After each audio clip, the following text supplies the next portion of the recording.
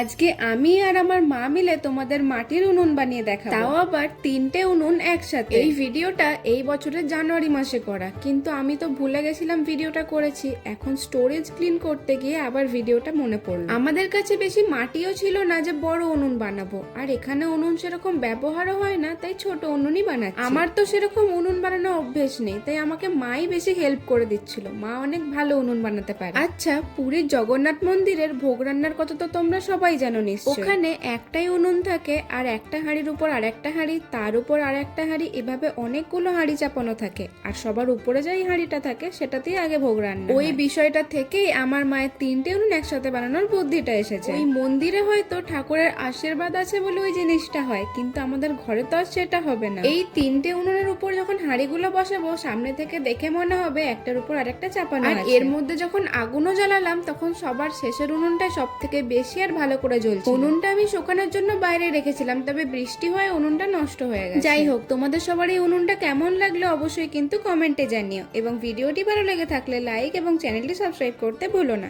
দেখা হচ্ছে আবার নেক্সট ভিডিওতে।